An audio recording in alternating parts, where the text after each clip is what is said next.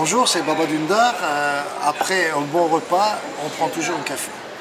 Le café turc, on sert avec du sucre, sans sucre ou moyennement sucré. De toute façon, avant de vous préparer le café, on vous demande comment vous le prenez. Vous êtes obligé de signaler parce qu'on ne met jamais du sucre à côté de la tasse. Il faut que le sucre soit dedans si vous buvez sucré.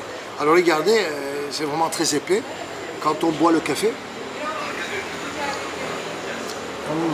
c'est excellent. Quand on boit le café, il faut boire jusqu'à un certain niveau où il y a vraiment une épaisse couche de marc. Là, on s'arrête parce qu'on peut lire l'avenir dans le marc. Je vais vous faire tout à l'heure. Je vais vous dire comment on fait. Mais il y a un autre truc intéressant. Avec le café, on vous sert toujours de l'eau. Toujours un petit verre d'eau. Mais il y a plusieurs versions qui nous expliquent pourquoi il y a de l'eau à côté. Moi, je vais vous raconter les deux versions qui sont très populaires. La première, à l'époque de l'Empire ottoman, quand on était invité chez quelqu'un, si la personne buvait d'abord de l'eau, ça voulait dire qu'il avait faim. C'était une façon de dire qu'après le café, on peut commencer à manger. On ne boit pas le café après manger, on peut boire aussi avant manger. C'était possible à l'époque de l'Empire ottoman. Alors, s'il prend d'abord le café, ça veut dire qu'il n'a plus faim, mais on ne lui demande pas s'il veut manger. Mais s'il boit de l'eau, on lui sert automatiquement sans lui demander, après le café, un repas. Alors, deuxième version, pour demander la main d'une fille, chez la famille de la fille, notre tradition, c'est que la fille prépare le café pour le marié, la personne, le candidat. Alors, si le candidat prend d'abord de l'eau, nettoie sa bouche avec de l'eau, et après il prend le café, la fille était contente parce que il était faim. Il voulait d'abord nettoyer sa bouche pour pouvoir prendre le goût du café et comment la fille l'a préparé. Parce que pour nous, à la maison, le café est une tradition. Il faut que la personne qui se marie, la femme, doit savoir préparer un bon café. Regardez, je suis arrivé à la fin.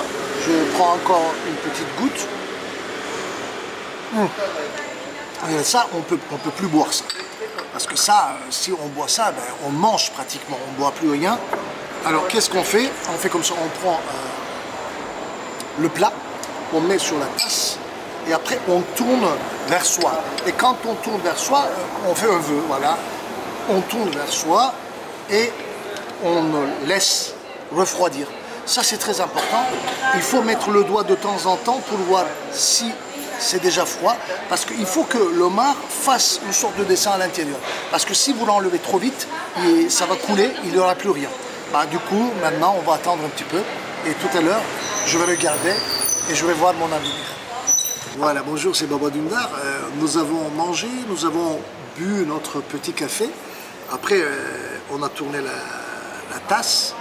Maintenant, on va lire notre avenir. Mon avenir, bien sûr, parce que c'est mon café. Alors, regardez, j'ai attendu que ça soit froid. On fait ça avec le doigt, on met là-dessus. Maintenant, c'est froid, je peux retourner la tasse. Alors, je retourne la tasse. Alors, waouh, regardez, ça c'est intéressant. Quand on voit la marque qui glisse vers l'extérieur, regardez ça, ça veut dire que j'ai eu beaucoup de problèmes.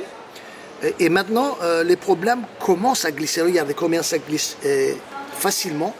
Il y aura encore un peu de problèmes après, mais ça semble assez clair.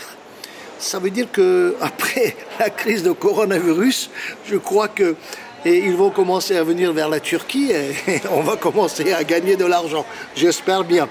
Là, regardez, il y a des montagnes et il y a des voyages à faire. Ça veut dire que j'aurai des voyages, mais pas avec la difficulté, assez tranquille, sans problème. Et là, je vois ici, regardez, ici, il y a une forme, on dirait un oiseau. L'oiseau symbolise souvent la chance, un revenu inattendu, une surprise, ou une bonne nouvelle qui vient vers la maison. Bon, moi, je ne suis pas un expert, hein. Je vous ai donné seulement des exemples. Je peux vous dire qu'à Istanbul, vous avez plein d'experts. Il y a même des cafés, c'est marqué Fan. Ce sont des cafés spécialisés sur ça. Et vous y allez là-bas, vous prenez votre café, il y a toujours quelqu'un fixe, une femme ou un homme, qui va vous lire votre avenir et qui va vous demander l'argent pour ça. C'est que le café, normalement, ça coûte quoi? 2 €. Mais si vous prenez un café chez eux, ça va coûter 10 €. C'est la différence. C'est pas très cher. Vous prenez un café, en même temps, ils vous livrent votre avenir.